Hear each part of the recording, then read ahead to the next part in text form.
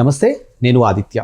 వివేకానంద రెడ్డి హత్య కేసులో A2గా ఉన్నటువంటి సునీల్ యాదవ్కి మధ్యంతర బెయిల్ మంజూరు చేయడం జరిగింది. దీనికి సంబంధించి కవిత సిసోడియాకి ఏ విధమైనటువంటి ఆంక్షలు ఉన్నాయో ఆంక్షలు గుర్తు చేస్తూ బెయిల్ మంజూరు చేయడం జరిగింది.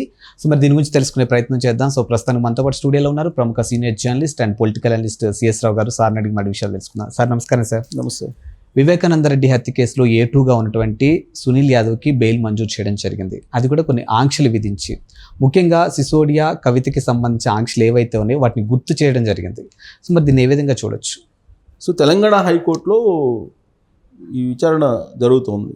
ఏది వివేకానంద రెడ్డి మర్డర్ కేసుకు సంబంధించినటువంటి విచారణ ఎందుకు జరుగుతుందనంటే, ఈ సునీల్ యాదవ్ ఎవరైతే ఉన్నారో ఆయన బెయిల్కి పిటిషన్ వేశారు హైకోర్టులో పిటిషన్ వేసినప్పుడు హైకోర్టులో దాని మీద వాద ప్రతివాదనలు జరిగినటువంటి క్రమంలో సునీల్ యాదవ్ చాలా కాలం నుంచి జైల్లో ఉన్నారు. సో ఎంతకాలం పాటు జైల్లో ఉంచుతాము, తనకి బెయిల్ ఇస్తాము, విచారణకు సహకరిస్తారు, బెయిల్ ఇస్తామని చెప్పి సిబిఐకి చెప్పింది. సిబిఐ కదా కేసు టేకప్ చేసింది. సిబిఐ వాళ్ళు లేదు ఇతను సాక్షులను ప్రభావితం చేస్తాడు బయటకు వస్తే, కాబట్టి ఇతనికి బెయిల్ ఇవ్వడానికి లేదు అని చెప్పింది. ఆ సందర్భంగా హైకోర్టు ప్రస్తావించినటువంటి అంశం ఏంటంటే, ఈడీ కేసుల్లో, సిబిఐ కేసుల్లో ఢిల్లీ లిక్కర్ స్కామ్లో కవిత ఉన్నారు, అలాగే సిసోడియా ఢిల్లీ డిప్యూటీ సీఎం ఉన్నారు.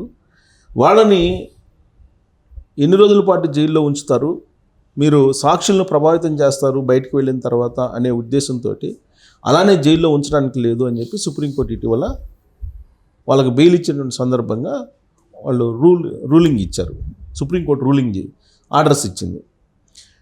ఆ ఆర్డర్స్ని మెన్షన్ చేస్తూ తెలంగాణ హైకోర్టు ఆ ఆర్డర్స్ ప్రకారం ఇక్కడ సునీల్ యాదవ్ను కూడా ఎక్కువ కాలం పాటు జైల్లో ఉంచలేము, సాక్షులను ప్రభావితం చేస్తారు అనేటువంటి ఉద్దేశంతో, కాబట్టి అతనికి ఆంక్షలతో కూడినటువంటి బెయిల్ని మేము మంజూరు చేస్తున్నాం అని చెప్పి తెలంగాణ హైకోర్టు ఒక డైరెక్షన్ ఇచ్చింది. ఆ మేరకు అతను బెయిల్ మీద బయటకు వచ్చారు. సునీల్ యాదవ్ అనే అతను వివేకానంద రెడ్డి మర్డర్ కేసులో A2గా ఉన్నారు. ఆయన ఆ మర్డర్ కేసులో చాలా కీలకంగా వ్యవహరించారనేది సిబిఐ విచారణలో ఉంది. వివేకానంద రెడ్డి మర్డర్ కేసులో అవినాష్ రెడ్డి కీలకం అని చెప్పి సిబిఐ చెప్తోంది. ఇప్పటికి కూడా ఆయన ఎంపీగా ఉన్నారు. అవినాష్ రెడ్డిని అరెస్ట్ చేయలేనటువంటి పరిస్థితుల్లో సిబిఐ ఉంది.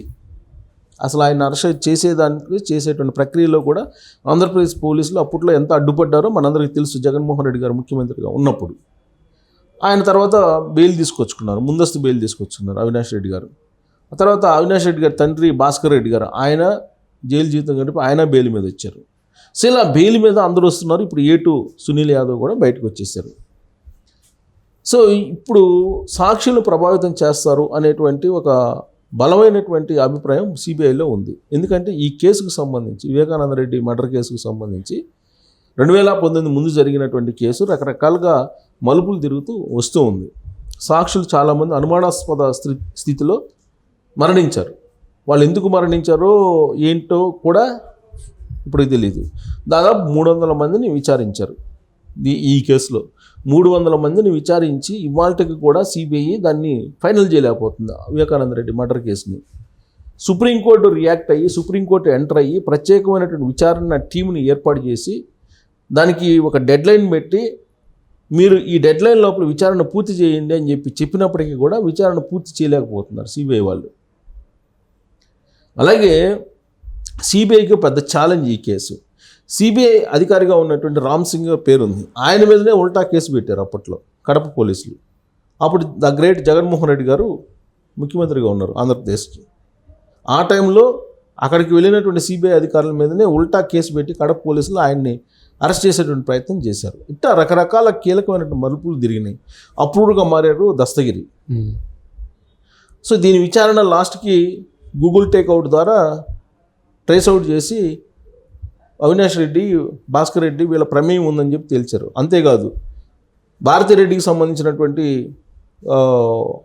పిఏకి సంబంధించిన నవీన్ అనే అతను, తర్వాత ఓఎస్డీగా ఉన్నట్టు తర్వాత కృష్ణమోహన్ రెడ్డి అనే అతను, వీళ్ళందరూ ఉన్నారు. అసలు ఫోన్ అజయ్ కలాం రెడ్డి అనే అతను వాంగ్మూలం ప్రకారం జగన్మోహన్ రెడ్డి గారికి తెలిసే ఈ మర్డర్ జరిగింది అనేటువంటి విషయాన్ని కూడా ఆయన సిబిఐకి ఇచ్చినటువంటి వాంగ్మూలంలో చెప్పారు.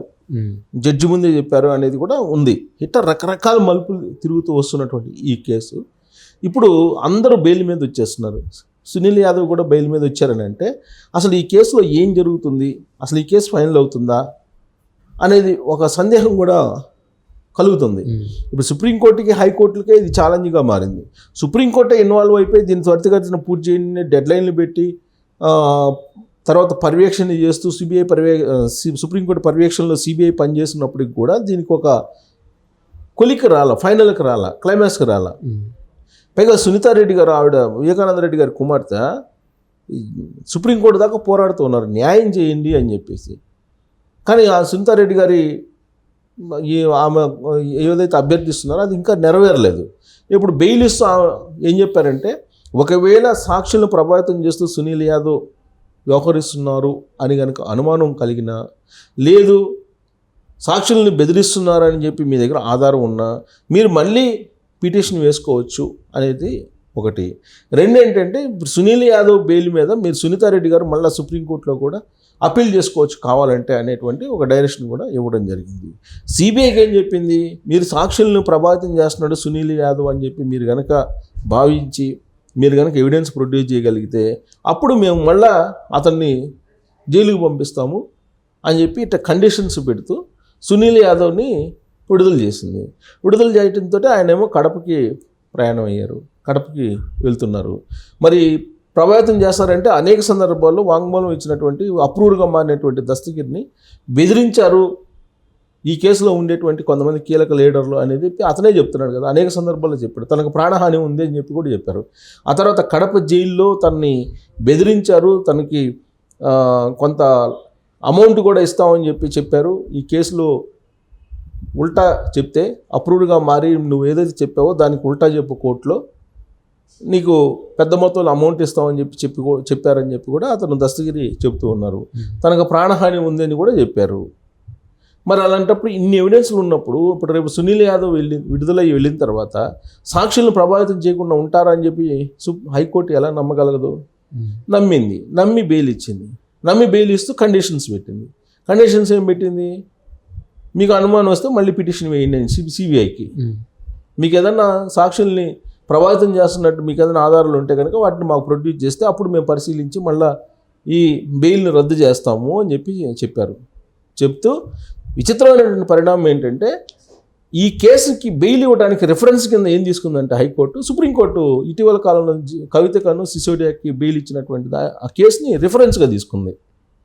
ఇప్పుడు అక్కడ కవితకి బెయిల్ ఇచ్చే విషయంలో ఏం జరిగింది, పొలిటికల్ మ్యాచ్ ఫిక్సింగ్ అనేది రకరకాలుగా మనం విన్నాం. ఆ కేసుని రిఫరెన్స్గా తీసుకొని ఇక్కడ సునీల్ యాదవ్కి బెయిల్ ఇచ్చారు. అంటే ఏదో పొలిటికల్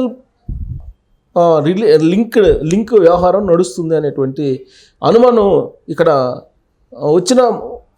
వచ్చేటువంటి వాళ్ళని మనం కాదనలేం.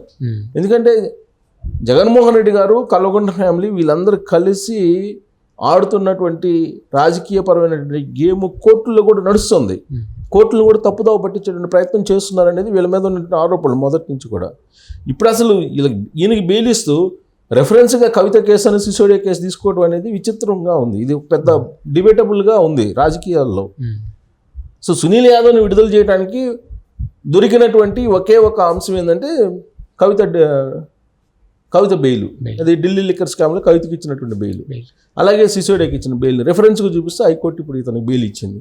మరి ఇతను విడుదలయ్యాడు. విడుదలైన తర్వాత మరి వివేకానంద రెడ్డి మర్డర్ కేసు మరి ఎన్ని మలుపులు తిరుగుతుందో తెలియదు. ఈయన కదలికలు ఈయన కీలకం కాబట్టి మరి ఈయన ఏం చేస్తాడు సునీల్ యాదవ్ అనేది చూడాలి. Thank you sir.